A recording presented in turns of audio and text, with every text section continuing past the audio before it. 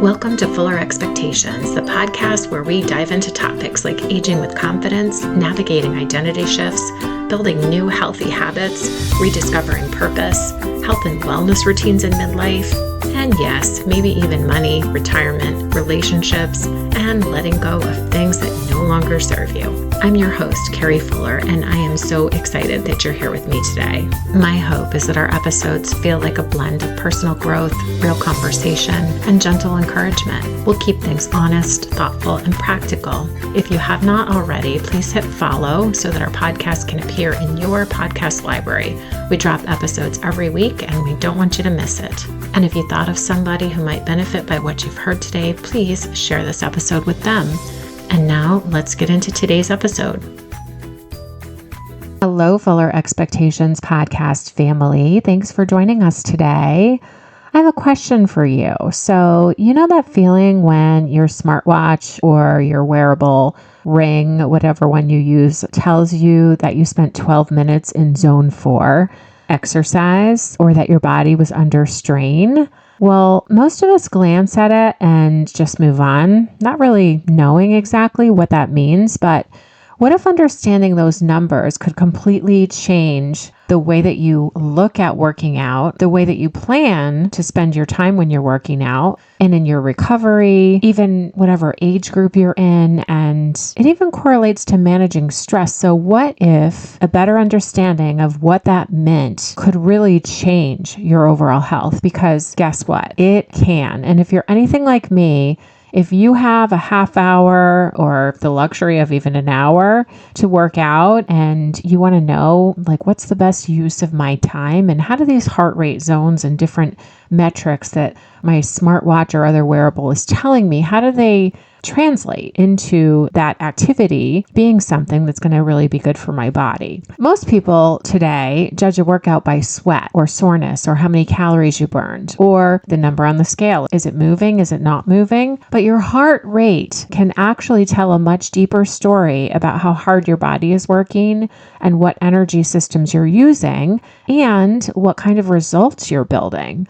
So today's episode is going to help you understand what heart rate zones are, why they matter, how different zones affect fat burn, endurance, recovery, stress, and longevity, because they do, they're all different, and why every workout doesn't need to be an all-in effort in order to be effective. So let's start by talking about what heart rate zones are. Heart rate zones are ranges that measure how hard your cardiovascular system is working during an activity.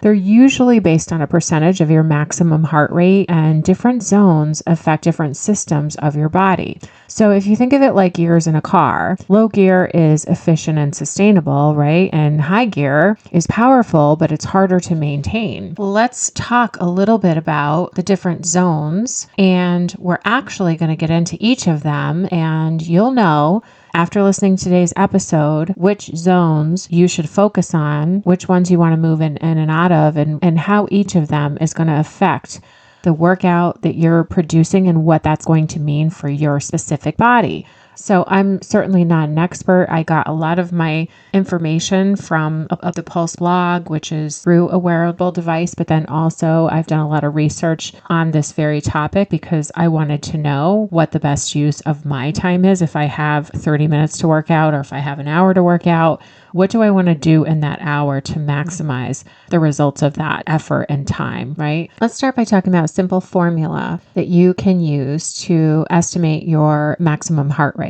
So if you take 220 minus your age, so for example, if you're 57 years old and you do 220 minus 57, your maximum target heart rate is 163 beats a minute. So whatever your age is, subtract that number from 220. And this is only an estimate, and wearables personalize data more accurately over time. So if you're getting this information from your wearable, the number might tweak a little bit, but it's an estimate for your maximum heart rate. So again, it's 220 minus your age. So if you're 57, 220 minus 57 is 163. And that's where your maximum heart rate during a workout, that's the target. Let's go back to basics here. So what is heart rate? So your heart rate measures how hard your body is working. And during exercise, your heart rate increases to meet the demands of muscles. So how much your heart rate increases depends on the intensity of your exercise and your overall state of health. So a higher heart rate during exercise can lead to greater fitness, also metabolic efficiency and cardiovascular health. But that's just one piece of the puzzle. Lower intensity exercise like yoga and Pilates and going for a walk, they may not increase your heart rate as high as other workouts, but they can still deliver a number of important benefits for your health. And we're going to get into the various heart rate zones. When you exercise, your body's demand for energy and oxygen increases, and this is to support your working muscles during that workout. To meet the demand, your heart has to pump more blood to the muscles so that they're sufficiently oxygenated, and this causes an increase in your heart rate. Your heart rate can increase sustainably depending on the type of exercise that you're doing, with different cardio zones reflecting the intensity and the benefits of each workout. So there are many ways to categorize the different heart rate zones, but generally they're based on how close you are to your maximum heart rate. And your maximum heart rate, again, is the highest number of times your heart can beat per minute during physical activity, and it's highly correlated with your age. Like I told you before, the number 220 minus your age is your maximum heart rate target. But I do want to say here, the most accurate way to calculate your maximum heart rate is by doing a stress test in an exercise lab. Maybe that's something that you can talk to your physician about, but a stress test uses electrocardiogram, ECG, to monitor your heart rate while you walk on a treadmill or cycle on a bike, stationary bike. A medical professional overseeing this will have you increase the intensity until you reach your maximum output, and that's how you can really determine your maximum heart rate. So yes, vigorous exercise is great, but remember that low intensity activities and everyday movement can improve your energy and mood and help you manage your weight and benefit your metabolic age. So by monitoring cardio zones, you can optimize your workouts for both performance and recovery. So let's talk about those different heart rate zones. Zone 0 is basically a rest and recovery zone. So it feels like you're either fully at rest or moving very slowly. This is the zone that's basically associated with recovery. So could be zone 0 is sleeping, deep relaxation, meditation, again, very low activity.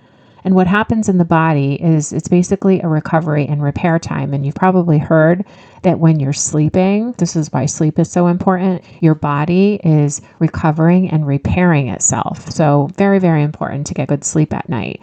It's also a time for nervous system regulation and lower cortisol levels and restoration of energies. Recovery isn't laziness. Your body adapts and improves during recovery, not during stress itself. Fitness is not built in the workout. It's also built in the recovery from the workout. So remember that. So zone 1, you're moving at a light, steady pace. You're promoting circulation without much strain, and it's still easy to speak in full sentences and have a conversation. This zone is associated with metabolic health and common in warm-ups and cool downs and low intensity activity. So what zone 1 feels like is comfortable walking, it's gentle yoga, easy cycling, and again, you can have an easy conversation when you are in zone 1. Some of the benefits of zone 1 is increased circulation, it helps with recovery, reduces stress, supports mobility and consistency, and it's good for beginners or recovery days. So a lot of people dismiss easy movement because it doesn't feel like it's hard enough, but zone 1 supports long-term health and sustainability. I also want to mention that zone 1 is in 59% of your maximum heart rate. Zone 2 is when you're moving at a light to moderate pace, and it might cause mild strain, but it feels sustainable. And at this intensity, you're able to talk in full sentences, but it feels a little bit harder than in zone 1. And this zone builds endurance and supports metabolic and cardiovascular health. So what this feels like is brisk walking, light jogging, steady cycling. You can talk, but it's a little bit more effort that you have to put in when you're talking. And why everyone is talking about zone 2, because there's a lot of conversation about this zone, is it's become incredibly popular in health and longevity conversations because it helps improve your mitochondrial health. It builds aerobic endurance. It increases fat utilization. It improves metabolic flexibility and supports your heart health. Zone 2 trains your body to become more efficient. It's like upgrading regulating your engine so your body uses fuel more effectively all day long. A lot of wellness experts now believe that most adults don't spend enough time in zone 2 because we either don't move enough or we push too hard all the time. We think harder means better. Zone 2 is 69% of your maximum heart rate. Zone 3 is when you're expending moderate to high amounts of energy and feeling more strain.